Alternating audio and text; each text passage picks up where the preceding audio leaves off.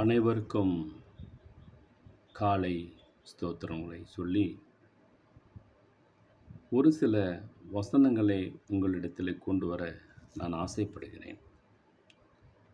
அதில் ஒன்று, திக்கற்ற பிள்ளைகளுக்கு தேவன் தகப்பனாக இருந்து அவர்களை பாதுகாத்து ஆதரிப்பார் என்பதை வேதாகமம் உறுதியளிக்கிறது.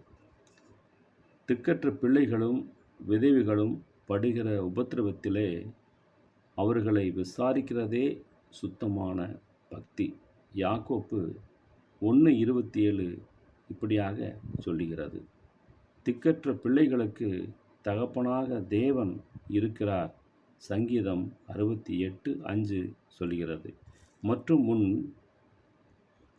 திக்கற்ற பிள்ளைகளை என்னிடத்தில் விட்டுவிடு, நான் அவர்களை உயிரோடு காப்பாற்றுவேன் என்று எரேமியா 41:11 போன்ற வசனங்கள் நமக்கு இந்த காலை பொழுதினிலே கூறியிருக்கிறது.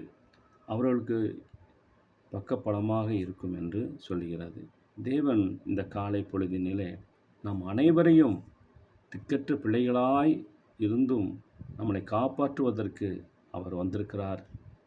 இந்த கடைசி காலங்களிலே கூட நம்மளை காப்பாற்றுவதற்காக தகப்பன் வருகிறார்.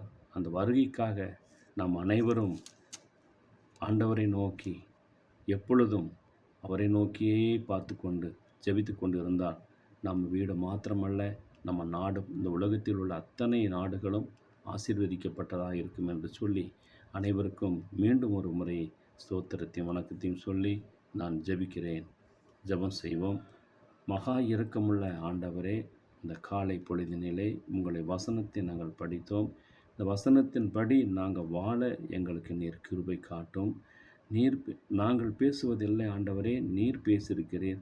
இந்த நாள் முழுவதும் யார் இந்த வசனங்கள் மூலமாக படிக்கிறார்களோ கேட்கிறார்களோ அவர்களுக்கு ஆசீர்வாதமான நாளாக அமைய அவர் எடுக்கும் ஒவ்வொரு காரியங்களும் கர்த்தர் முன்னின்று வழிநடத்த வேண்டுமாய் மேய்ப்பெரும் இரட்சகருமாகிய இயேசு கிறிஸ்துவின் இனிதான நாமத்தில் ஜெபிக்கிறோம் எங்கள் நல்ல பிதாவே.